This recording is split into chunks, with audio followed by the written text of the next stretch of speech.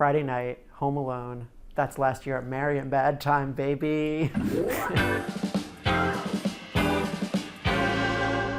Hi, I'm Jane Schoenbrunn, the writer-director of I Saw the TV Glow.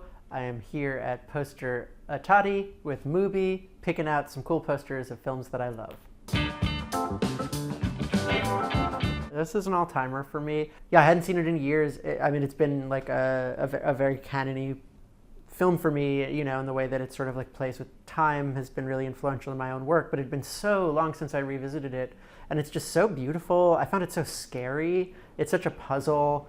I've been reading Deleuze, and I think that's what inspired me to really want to revisit it. There's this really strange thing that film does, where it's like the whole movie is a memory, and the whole movie is also happening, and so the characters are constantly pulling in and out of like themselves in the present tense while also living in the present tense, and like exploring and re-exploring this sort of like faded situation in this like literal labyrinth of a place that's both real and already gone and a memory. You know, a lot of new wave films are trying to sort of like break with the classical narrative structure and play with time and perspective and reality. Obviously, I'm like playing within this tradition. If you've seen I Saw the TV Glow, it's very much a movie about reflecting back on a life as you're living it.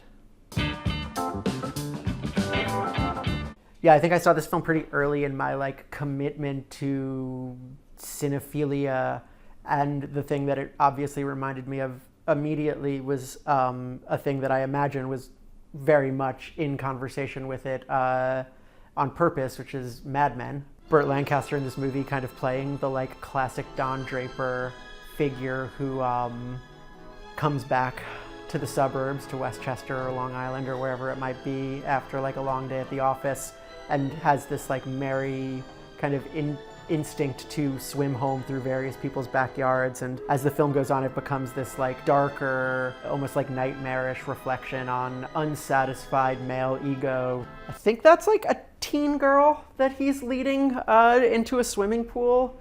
Yeah, this movie feels like it like enjoys its own identity crisis in a way that's very sweet, and I think this poster represents that too.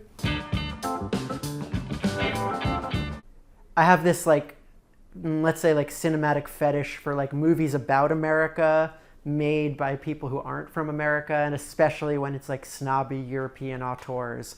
I think like as a queer and trans person making films about like an American experience and very much being a product of where I come from, there is this like remove that I feel to the culture that I was brought up within, that is maybe like scratching a similar itch or coming from a similar place that like a Wim Wenders will bring to a film like Paris, Texas, or Antonioni will bring to Zabriskie Point, which is both like a fascination with American culture, or in this case counterculture, and also like a distance and a gaze on like all of the things that are like uniquely surreal and absurd about American culture.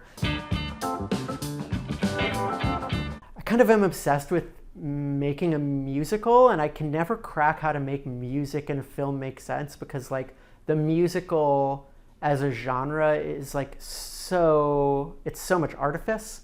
You know, like the definition of somebody like breaking out into song that's almost like an inner monologue. It feels like, for me, like a white whale to crack how to do that without also like turning your film into Mamma Mia or something. And obviously Demi's solution to this in this film is to have nothing but that. There is no talking in this movie. The whole film is set to music, and the whole film is almost this like opera or ballet.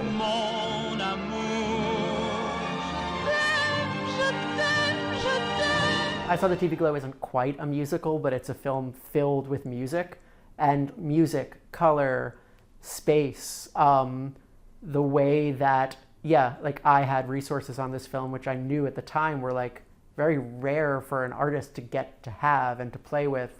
And using that to like on one level tell a story that's incredibly personal and sad and about human experience, but on another level is just gorgeous and sublime and like painting within like the tools that cinema, when you actually have the resources to paint, allow.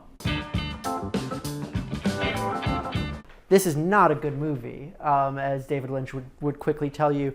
It was a slow dying the death and a terrible, terrible experience. Do you regret making it? Yes. I think it's an interesting movie on just like a pure cinematic level, because like you can see these small glimmers of the movie that it could have been or should have been, just in like how David Lynch is translating his not yet like defiantly anti-Hollywood or anti-commercial film language into like the spectacle of like a Star Wars style science fiction universe. And he's doing it with so much personality. Like so many of the scenes in this movie, if you compare the worlds that he's built just on a purely visual level and production design level to the Villeneuve films, it's just night and day. And that Villeneuve seems to be speaking, and I like these films too, but Villeneuve's films seem to be speaking in this like the best possible version of a contemporary blockbuster cinematic language. And I think like our language about like what a blockbuster is, can be, how narrative storytelling should work in it, has really like constricted in many ways over the last several decades. As David Lynch is quick to tell you, the film was taken away from him. I think this was a core trauma for him. Whenever it comes up in an interview, he like literally doesn't want to talk about it. He was not able to make his movie. And when you watch the movie, I think it's also a fascinating study in like just how hard a movie can get ruined when it falls out of an artist's hands, when that artist had a specific intention. I tend to like films that are either like absolutely insane, you know, like sort of sculpted, or just like the most simple works of naturalism in the key of like a Kelly Reichardt or a Bresson. And this is definitely the latter. I think that like though this film still is in conversation with like that meeting ground between reality and fiction, and I think you can see that so clearly on the poster in this like this image of this child's face.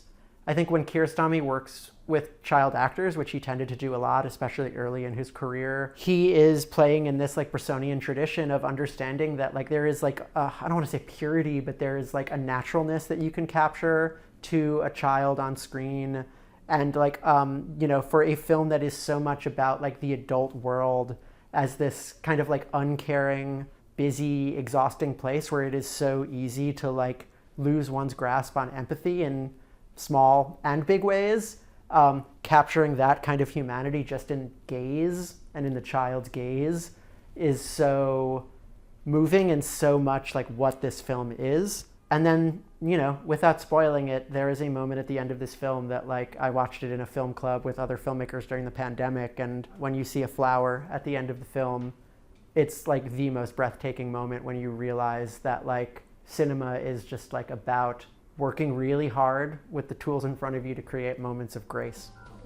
Thanks for watching. I'm Jane Schoenbrunn, director of I Saw the TV Glow.